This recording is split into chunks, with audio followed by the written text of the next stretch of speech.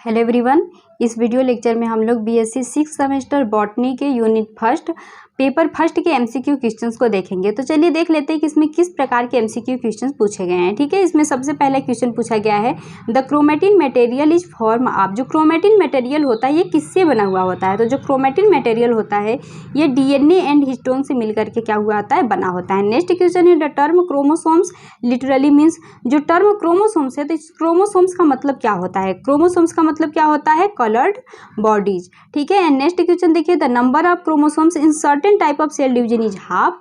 This kind of cell divisions occur in. किस प्रकार के सेल डिवीजन में क्या होता है, नंबर ऑफ क्रोमोसोम्स क्या हो जाते हैं, हाफ, आधा हो जाते हैं। ठीक है, तो आप लोग को पता होगा कि जब हम गैमेट का फॉर्मेशन करते हैं तो उस समय नंबर ऑफ क्रोमोसोम्स क्या हो जाते हैं, हाफ हो जाते हैं। तो गैमेट किससे बनता है? टेस्टिस से बनता है, स्पर्म एंड ओवरी से बनता है ओवा। तो इस समय इनका जब फॉर्मेशन होता है तो नंबर ऑफ क्रोमोसोम्स क्या हो जाते हैं, हाफ हो जाते हैं। तो इसका सही आंसर क्या रहेगा? बोथ ओवरी एंड टेस्टिस, क्योंकि दोनों में हमारे क्या बनते हैं, गैमेट का फॉर्मेशन होता है। नेक्स्ट क्वेश्चन देखिए जिसमें पूछा गया है which is the X shape structure form due to crossing over between non sister chromatid.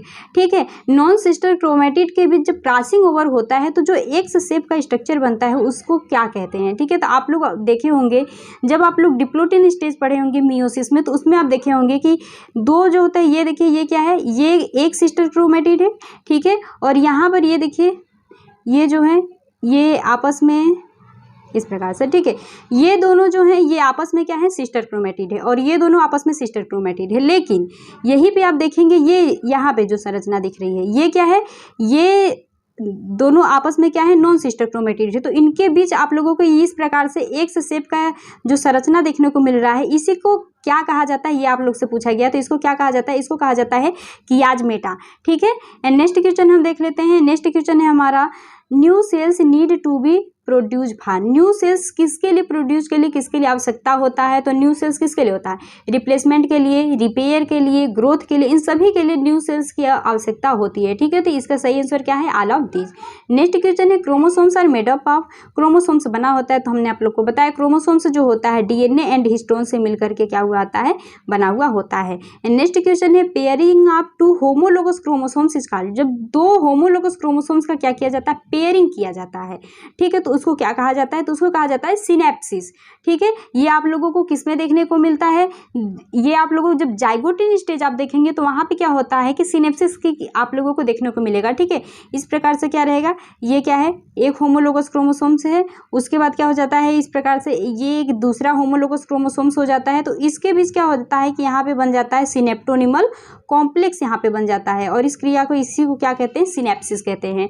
ठीक है, तो ये कब देखने को मिलता है आप लोगों को? ये आप लोगों को जाइगोटिन स्टेज में देखने को मिलेगी। इसको बाइवेलेंट टेट्राड इन नाम से भी जानते हैं।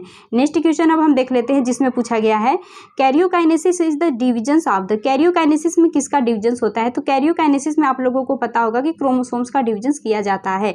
ठीक है, the term chromosomes was coined bye. जो टर्म क्रोमोसोम्स है इसको किसने दिया था? टर्म क्रोमोसोम्स को दिया था वाल्डेयर ने। ठीक है, नेक्स्ट क्वेश्चन है who propose the chromosomal theory of inheritance. Chromosomal theory inheritance का किसने दिया था? तो सटन एंड बावेरी ने क्रोमोसोमल थ्योरी को दिया है। ठीक है, नेक्स्ट क्वेश्चन देख लेते हैं जिसमें पूछा गया है the longest phase of meiosis is. Meiosis का सबसे लॉन्गेस्ट फेज कौन सा है? तो प्रोफेज 1 को क्या कहा जाता है? मियोसिस का सबसे लॉन्गेस्ट फेज कहा जाता है। क्यों? क्योंकि इसमें आप लोग पढ़ते हैं leptotene, zygotene, pachytene, diplotene, diakinesis, ये इसलिए क्या होता है, सबसे लॉन्गेस्ट फेज माना जाता है। नेक्स्ट क्वेश्चन क्या है restorage of nucleocytoplasmic ratio is perform in. जो रीस्टोरेज होता है न्यूक्लियोसाइटोप्लाज्मिक रेशियो का, ये परफॉर्म करता है। तो इसका सही आंसर क्या है? एम फेज में। ठीक है, एंड नेक्स्ट क्वेश्चन है हमारा the centromere split during which phase. Centromere किस फेज में स्प्लिट हो जाता है?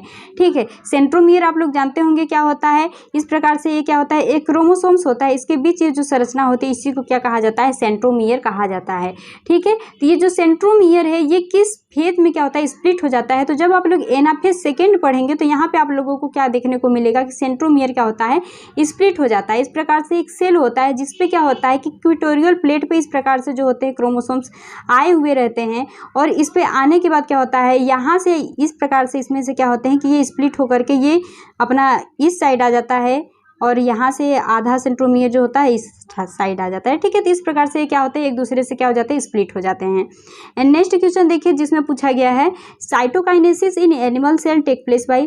साइटोकाइनेसिस जो एनिमल सेल्स में है ये किसके द्वारा होता है, तो ये होता है furrow in the plasma membrane. Plasma membrane में फर्रो बनता है, उसके द्वारा क्या होता है, साइटोकाइनेसिस होता है, जिसमें कि क्या होता है, साइटोप्लाज्म डिवाइड होता है, उसके बाद जितने भी सेल ऑर्गेनली होते हैं वे सभी क्या होते हैं, डिवाइड होते हैं, ठीक है। नेक्स्ट क्वेश्चन देख लेते हैं जिसमें पूछा गया है attachment of spindle fibres of kinetochores of chromosomes become visibles in, ठीक है। ये काइनेटोकोर क्या होता है, तो आप लोग को पता होगा कि जब क्रोमोसोम्स जो होता है यहाँ पे इसका सेंट्रोमियर होता है, सेंट्रोमियर के पास ही आप लोगों को क्या देखने को मिलेगा, इस प्रकार से देखने को मिलता है, काइनेटोकोर से देखने को मिलता है, ठीक है। जो कि स्पिंडल फाइबर्स जो होते हैं इस प्रकार से जब सेल डिवीजन होता है तो इसी से आकर के क्या किए रहते हैं, जुड़े रहते हैं। तो ये कब आप लोग को देखने को मिलता है, तो ये मेटाफेज स्टेज में आप लोगों को, मेटाफेजिक प्लेट पे क्या होते हैं, जब क्रोमोसोम्स आए रहते हैं तो वहाँ पे आप लोगों को देखने को मिलता है, ठीक है। तो ये जो होता है मेटाफेज में आप लोगों को विजिबल होगा। नेक्स्ट क्वेश्चन देखिए the dissolutions of synaptonemal complex occur during. जो सिनेप्टोनिमल कॉम्प्लेक्स होता है ये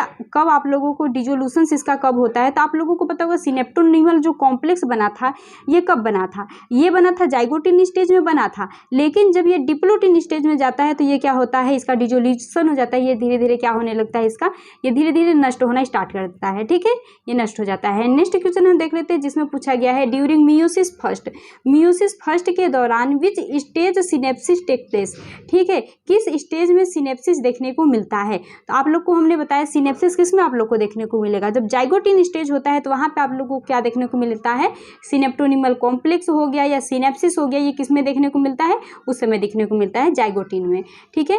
नेक्स्ट क्वेश्चन देखिए जिसमें पूछा गया है the correct sequence of cell cycle is. Cell cycles का जो करेक्ट सीक्वेंस आप लोग से पूछा है, तो आप लोग जब सेल साइकिल को देखेंगे तो सेल साइकिल को आप दो भाग में क्या कर सकते हैं, बांट सकते हैं। सबसे पहला क्या होता है, इसको इंटरफेज कहते हैं, एंड सेकेंड होता है एम फेज, ठीक है। इंटरफेज एंड एम फेज में बांट सकते हैं। और जो इंटरफेज होता है ये क्या होता है, चाहे मियोसिस हो या माइटोसिस हो, सबका क्या होता है, सेम होता है। तो इंटरफेज को आप तीन भाग में बांट सकते हैं, जिसमें होता है सबसे पहला होता है G1 फेज, उसके बाद होता है S फेज, उसके बाद होता है G2 फेज। और कोई भी सेल जब सेल डिवीजन करता है तो सबसे पहले वो इंटरफेज से होने के बाद ही क्या होता है, एम फेज में जाता है, ठीक है। तो इसमें आप लोग जब देखेंगे तो इसका करेक्ट सीक्वेंस क्या है, सेल जो होता है डिवाइड करने का, तो उसमें सेल साइकिल में सबसे पहले G1 फेज में जाता है, उसके बाद S फेज में जाता है, उसके बाद G2 फेज में जाता है, उसके बाद किस में जाता है, एम फेज में जाता है, ठीक है। तो इसमें देख लीजिए आप लोग को ये कहाँ देखने को मिला, यहाँ पे देखिए G1 phase, S phase, G2 phase and M phase. तो ये क्या हो जाएगा, इसका सही ऑप्शन है। नेक्स्ट क्वेश्चन देखिए during cell growth DNA synthesis take place in. जब सेल का ग्रोथ हो रहा होता है तो उस समय डीएनए कि कब सिंथेसिस होता है, ठीक है, किस फेज में सिंथेसिस डीएनए का होता है। तो आप लोग जब इंटरफेज के अंतर्गत जब आप एस फेज को पढ़ेंगे तो एस फेज में आप देखेंगे कि इसी एस फेज में आप लोग का डीएनए क्या करता है, रेप्लिकेट करता है, ठीक है। और जो हिस्टोन प्रोटीन होता है वो भी इसी फेज में बनता है, और जो सेंट्रियोल का डिवीजन होता है वो भी क्या होता है, एस फेज में ही सेंट्रियोल भी डिवाइड करता है। तो डीएनए का रेप्लिकेशन हो गया, ये हिस्टोन प्रोटीन का सिंथेसिस हो गया, ये सेंट्रियोल का डिवीजन हो गया, ये सभी के सभी आप लोगों को एस फेज में ही देखने को मिलेंगे। नेक्स्ट क्वेश्चन है spindle fibre attach on to. Spindle fibres जो होते हैं अटैच होते हैं, तो ये किससे अटैच होते हैं, तो काइनेटोकोर्स ऑफ क्रोमोसोम्स, ठीक है। ये आप जब क्रोमोसोम्स देखेंगे तो इस प्रकार से क्या रहता है, क्रोमोसोम्स होता है, यहाँ पे क्या होता है, सेंट्रोमियर्स, इसके बीच में यहाँ पे सेंट्रोमियर्स आप लोग को देखने को मिलती है, और सेंट्रोमियर्स के साइड साइड आप लोग को क्या देखने को मिलता है, इस प्रकार से ये काइनेटोकोर देखने को मिलता है। और जो स्पिंडल फाइबर्स होता है वो इसी काइनेटोकोर से क्या करता है, जुड़ता है, ठीक है। इसका सही ऑप्शन क्या होगा, kinetochore of the chromosome. Question देखिए नेक्स्ट क्वेश्चन पूछा गया है हमारा any change that result in addition और deletions of one or more chromosomes is known as.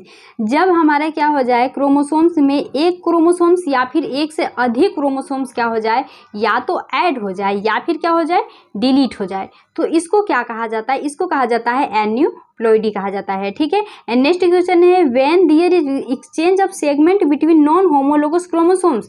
जब क्या हो जाए, नॉन होमोलोगस क्रोमोसोम्स के बीच क्या हो जाए, सेगमेंट एक्सचेंज होता है, तो उसको क्या कहा जाता है, उसको कहा जाता है ट्रांसलोकेशन। एंड नेक्स्ट क्वेश्चन देखिए जिसमें पूछा गया है when there is exchange of genetic material between non sister chromatid. जब नॉन सिस्टर क्रोमेटिड के बीच जेनेटिक मटेरियल का एक्सचेंज होता है तो उसको क्या कहते हैं, क्रॉसिंग ओवर कहते हैं, जो कि हमने आप लोग को बताया था कि इस प्रकार से एक्स शेप स्ट्रक्चर बनता है कि आज मेटा का फॉर्मेशन होता है, उसी समय क्या होता है क्रॉसिंग ओवर होता है। पैकेटिन स्टेज में आप लोग को क्रॉसिंग ओवर की जो क्रिया होती है देखने को मिलती है, ठीक है। तो उस समय क्या होता है जेनेटिक मटेरियल, दो जो नॉन सिस्टर क्रोमेटिड होते हैं इनका जेनेटिक मटेरियल आपस में क्या होता है एक्सचेंज होता रहता है, ठीक है।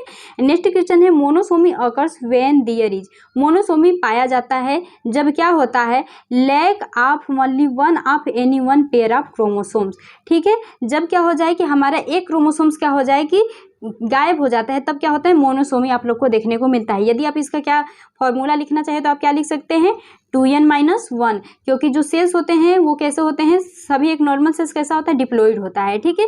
उसमें जब हमारा एक जो होता है कि हमारा एक क्रोमोसोम से जब गायब हो जाता है तो उसको हम क्या कहते हैं मोनोसोमी कहते हैं, ठीक है। एंड नेक्स्ट क्वेश्चन हम देख लेते हैं। नेक्स्ट क्वेश्चन हमारा पूछा गया है मोनोसोमी इज रिप्रेजेंटेड बाय, वही हमने आप लोग को बताया इसका फॉर्मूला कि मोनोसोमी को हम कैसे रिप्रेजेंट कर सकते हैं, तो 2n-1 से हम क्या करते हैं मोनोसोमी को रिप्रेजेंट करते हैं। तो ये जो होता है इसका ऑप्शन नंबर है ये सही है 2n-1।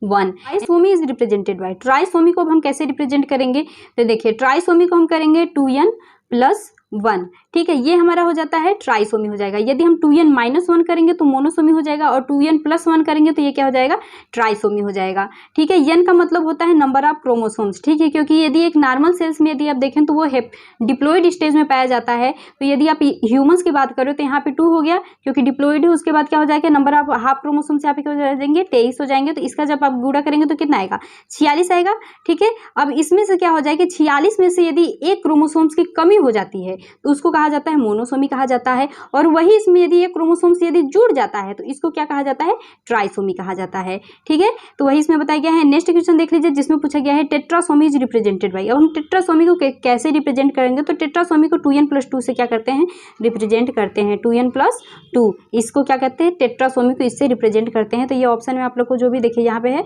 2n+2, इसको क्या कहते हैं टेट्रासोमी। एंड नेक्स्ट क्वेश्चन देख लेते हैं जिसमें पूछा गया है crossing over occurs in which phase, crossing overs आपको किस फेज में देखने को मिलता है। तो हमने आप लोग को बताया कि क्रॉसिंग ओवर जो होता है आप लोग को पैकेट इन स्टेज में देखने को मिलेगा, ठीक है। तो नेक्स्ट क्वेश्चन हम देख लेते हैं जिसमें पूछा गया है हमारा a phenomena known as chromosomes separations can occurring separate alleles of different genes on the same chromosomes, ठीक है। तो इसमें आपको क्या कहता है कि इसका होता है क्रॉसिंग ओवर कि एक ऐसा फिनोमिना जिसमें क्रोमोसोम सेपरेट हो जाता है एक दूसरे से, और उसके जो एलील्स जीन है वो भी क्या होते हैं कि डिफरेंट हो जाते हैं, अलग अलग हो जाते हैं, क्योंकि उसमें क्या होता है कि क्रॉसिंग ओवर्स में दूसरे का जेनेटिक मटेरियल्स भी थोड़ा सा आ जाता है। तो वो क्या होता है इस फिनोमिना को हम क्या कहते हैं क्रॉसिंग ओवर कहते हैं। नेक्स्ट क्वेश्चन है हमारा repulsion and coupling both are present in which process, repulsion and coupling जो होते हैं दोनों किस प्रोसेस में प्रेजेंट होते हैं, तो लिंकेज के प्रोसेस में क्या होते हैं प्रेजेंट होते हैं। तो यदि आप लोग को ये वीडियो समझ में आया होगा तो आप लोग वीडियो को लाइक कर दीजिएगा और चैनल को सब्सक्राइब कर दीजिएगा।